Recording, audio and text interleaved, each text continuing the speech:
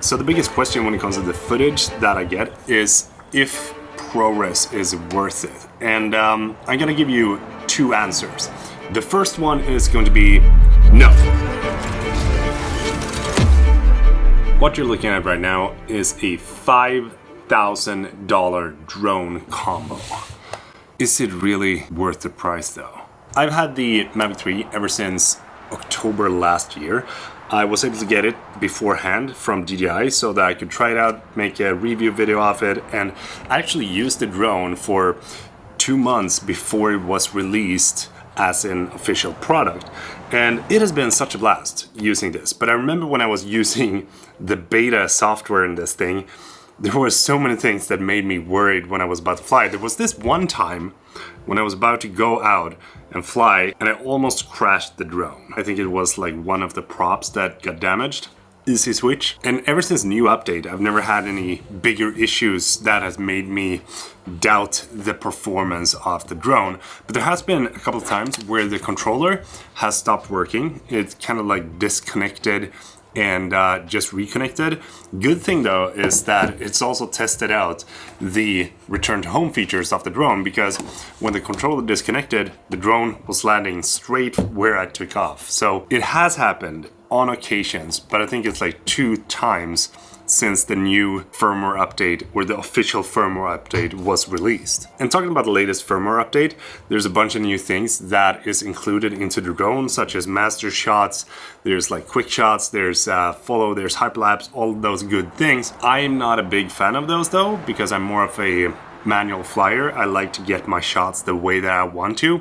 There is specific occasions where I think that those features do come very in handy. For example, if you want to get a nice smooth hyperlapse of the drone flying, that is something that you can't do when you're shooting manual. Track yourself, make sure that the drone follows your movement so that everything gets easier, you know? You don't have to rely on being able to know how to operate the control manually, even though that is something that I like. When it comes to the flight performance, one of the things that I like the most is how easy it is to fly with the RC Pro Mark II controller. I mean, the responsiveness in these sticks are wild. It is just such an easy drone to fly, and there's not a lot required from you except for being very sensitive in the sticks. But I mean, like, listen to this. that is how sensitive they are. Another thing is, of course, the battery life, and being able to fly for around, I don't know, 40 to 45 minutes. I've honestly been getting around 35 to 40 minutes now in the winter when it's been cold here in Sweden, which I think is amazing. And it makes it so much more motivating to go out and fly when you know that you don't have to stress your flight. You know, you can just go out there, you can shoot the content that you want to have, get the shots without the stress of, the battery is going down.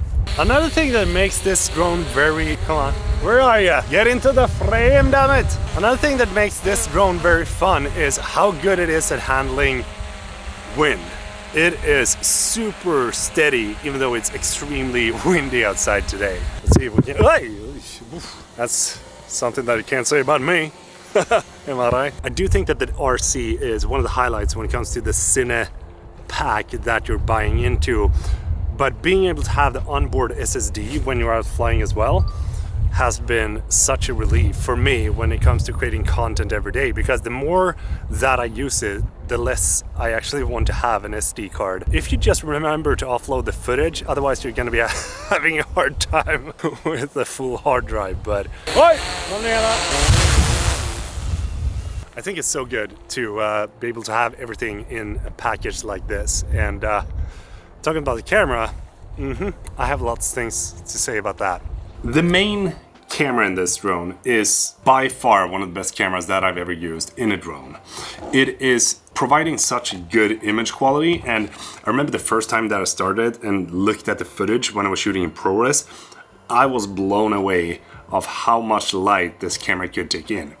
It looks incredibly crisp when you're shooting at 5.1K, and especially in ProRes, because then you can also do a lot of work on your footage when you jump into post. I wouldn't say that having a camera this good is crucial in a drone, but it's very hard to go back to something that is not as good once you've started to use something that is this good. The zoom lens, on the other hand, is something that I have split opinions on. I really like having it. I think it's great. But on the flip side though, it doesn't provide good enough image quality to actually be usable in anything else than quick shots and vlogs. I think that the zoom lens had so much potential, and it was possibly one of the best features that I was looking forward to with this drone, but it does look really soft, and you don't really have the option, as of the recording of this video, to adjust the exposure manually, which means that you can only let the camera do its work, which is not always providing the best image quality. And when you're shooting in low light, it really gets noisy, especially in the morning when you're shooting sunrise, or afternoon when you're shooting sunset. But it also gives you so many different options to capture the surrounding in a different way than what you're used to with the drone, because usually you only have the wide angle lens and that's it. So I do think that having the telezoom is something that I love in a drone.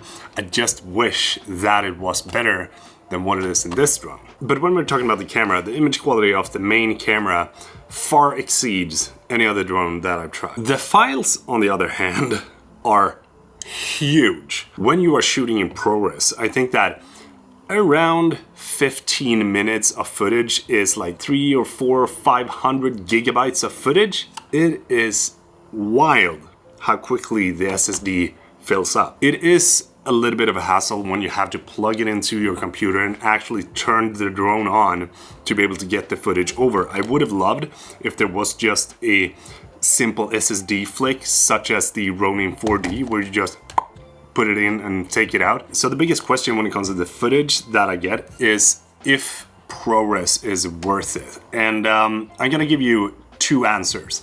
The first one is going to be no.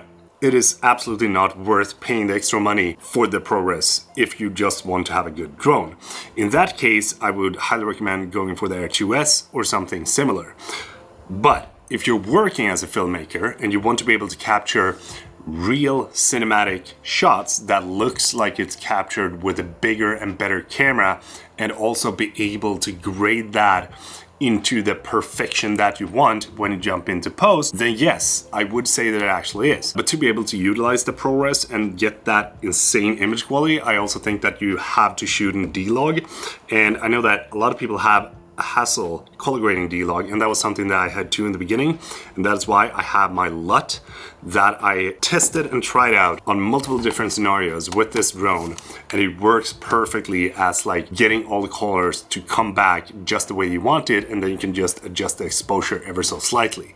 So I'm gonna drop a link down below if you want to have that. I've been flying, you know, the good old trusty Mavic Pro from 2017, the Mavic 2, the Mavic Air, and the Mavic Air 2, Mavic Air 2S, and of course this one. And this still has the best image quality of those drones, hands down. So this combo is worth it if you're working with films, and if you want to have the absolute best image quality to provide for your clients or for your videos, then yes, I do think it's definitely a worth investment, and it's going to last you for the coming 3 or 4 or 5 years even. I would love to know. What do you think about the Mavic 3? Do you think it's worth it? Do you think it's overpriced? Do you think it's underpriced? Would you like to have it or not? Do drop a comment down below. I will try to get back to you a couple of hours after this video is posted, and I really hope that you enjoyed it. Don't forget to give it a thumbs up and subscribe, all that good stuff. I will see you in the next video. Take care.